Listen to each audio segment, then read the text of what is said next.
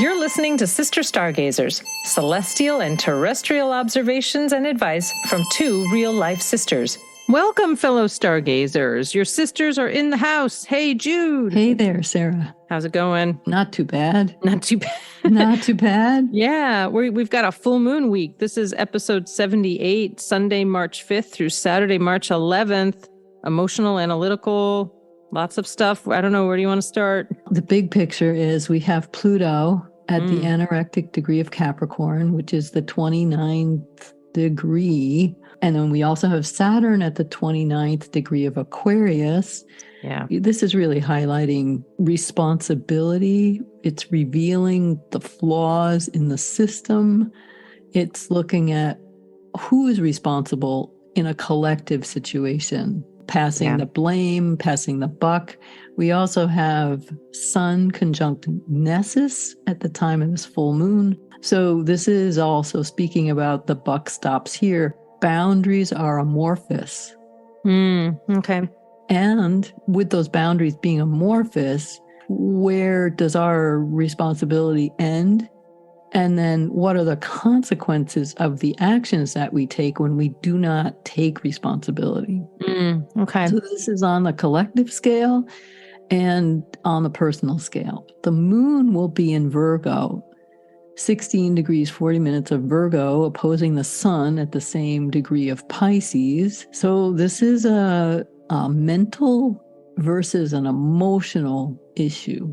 Okay. And it could come down to that on the personal level. So that's the big picture for the week. I mean, it's a really big picture. Right? Yes. And with big questions. Yeah. And then we have in Aries, we have this lineup of planets. Vesta, conjunct Jupiter, conjunct Chiron, conjunct Venus, conjunct Eris. Oh, man. Yep.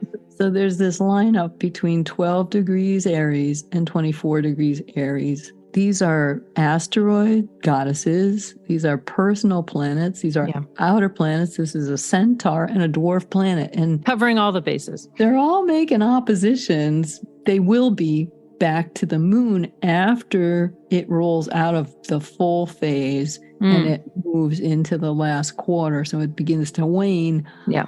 It's going to be making those oppositions as it moves into Libra, as the moon moves into Libra from the middle of Virgo.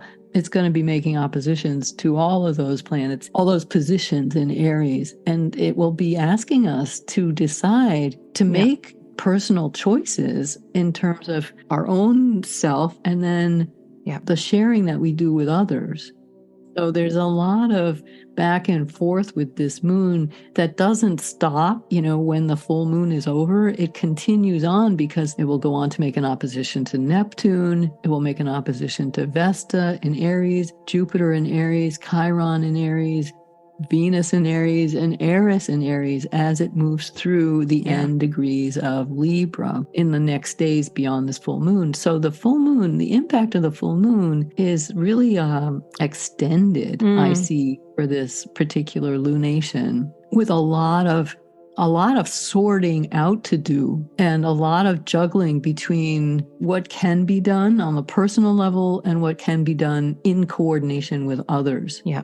I do want to also address this stellium in Aries. It's just a brilliant opportunity. So before this week begins, we've just had Venus make this conjunction with Jupiter, and you can see it in the sky. Yeah. It's just at the time of our recording here, they're getting closer and closer in the west, in the evening sky, and Venus sets around 7:30, 8 o'clock. You'll see the Venus on the horizon and then Jupiter, and they're going to be in this conjunction, which is bringing together the great benefic, which is Jupiter, with the lesser benefic, which is Venus. The benefits bestowed by these planets are always good. Yeah. If anything, it's too much of a good thing. Right. So there might be opportunities that are coming up. You might be starting to scope them out on the horizon. Step into them, even though this feels like a scary time. Yes. And you need to juggle or hold things together. Yes. When you can take and hold or just kind of stabilize, right? Yes. Yeah. You can really take advantage of these beautiful aspects for dedication, for growth, opportunity, for abundance, Yes. for healing, which is Chiron, and for a way to disrupt what you're doing now that is not working. That's Eris in Aries. This is just a tremendous time of opportunity, as well as really understanding your position in the collective, how the power structures are not working, really clearly seeing how they are not working for the benefit of all. Yes. And really deciding what can you do, how can you work with that, how can things be better. The tarot card that came out this morning, and this one flew out of the deck and onto the floor, is the Four of Pentacles. And in the Rider-Waite traditional deck, it's a figure sitting on sort of a stone bench, and there's a pentacle resting on their crown. They literally have some sort of crown on, and it's right above their head. Then they're sort of embracing a pentacle right in the middle of their chest, and then each foot is on a pentacle. And one of the books I look at is called 78 Degrees of Wisdom, a book of tarot by Rachel Pollack. And the little note she provides here is that the Four of Pentacles symbolizes the way in which the human mind gives structure and meaning to the chaos of the material universe. The mind not only perceives, but actually helps those forces to function. The fact that human beings exist in the universe as creators rather than a passive observer forms one of the meeting points between mystical and esoteric teaching and contemporary physics. So that was a lot in that last sentence. But the idea of that in times of chaos or disruption, how can we ground ourselves? It's a very grounded card, taking stock of what we have, taking stock of what we value.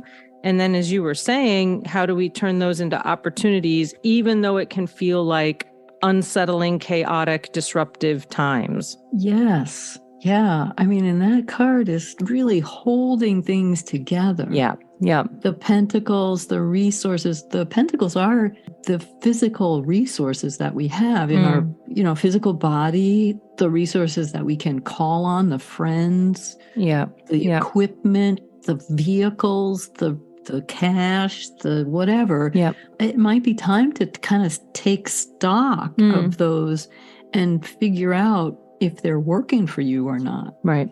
And how you can best use those things that you do have to do what you need to do to make the decisions that will move you forward. Yeah. Excellent.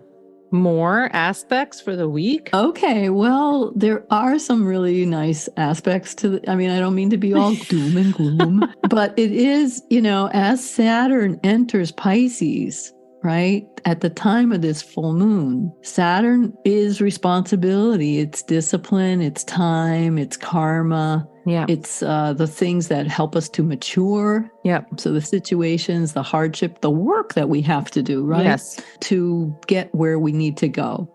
So as Saturn enters Pisces, it's time to ensure that your foundations are built on solid values. There you go. Yeah. Spiritual as well as material. And that also that's the four. Significant of the Four Pentacles, right? Yeah. So rethinking as the moon moves through Libra, after its full phase with the sun in Virgo, and it moves into Libra and it begins to oppose Jupiter, Vesta, Neptune, and others, right? Through the end of Pisces, where Neptune is. You may be getting visions, you may be having insights, right? Let your feelings guide you as the moon moves through Libra. And Libra wants to make things better. It wants to harmonize. It wants to not so much meld, but it wants to compromise. It wants to find equity and fairness. Yes. So as the moon moves through Libra and makes these oppositions, which is again similar to a full moon phase, right? The moon is opposing Jupiter, the moon is opposing Neptune, the moon is opposing Vesta, the moon is opposing Chiron, Venus, Eris. as those are highlighted with this moon moving through Libra, which is fairly detached in a way. Libra is an air sign, and the moon is ruled by Cancer. It's more feeling based. Yeah. So the feelings are refined in Libra.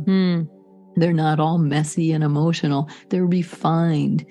There may be opportunities through the week, especially the latter part of the week after this full moon, where you can rethink in a way that's less emotional and reconsider your position. Nice. Yeah. Or various positions. On Friday, the moon will oppose Venus in late Aries. Okay. And then also make a trine to Mars.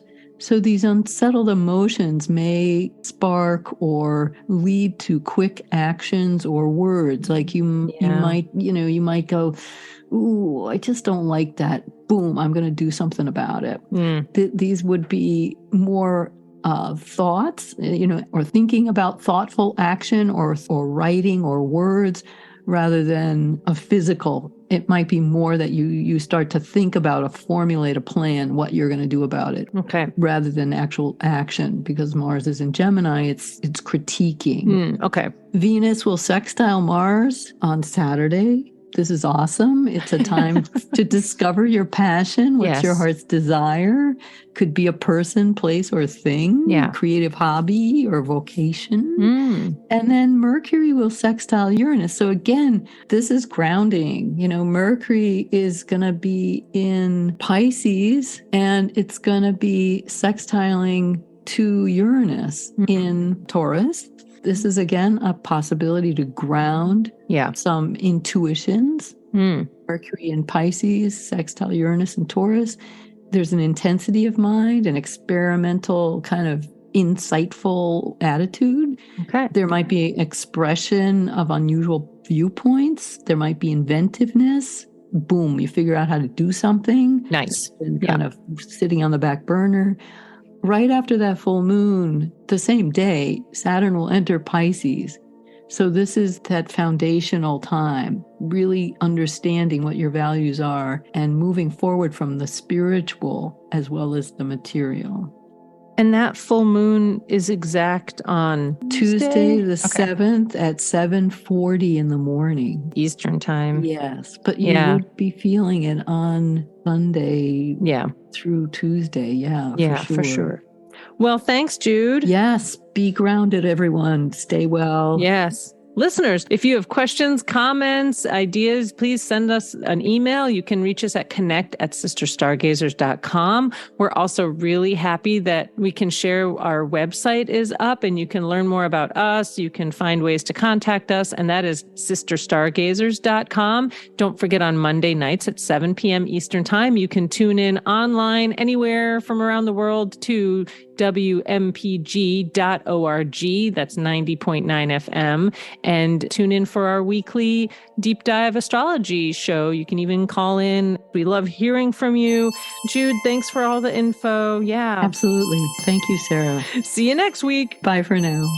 Thanks for listening to Sister Stargazers. Let us know what worked for you this week. Find us on Facebook and post a comment at Sister Stargazers.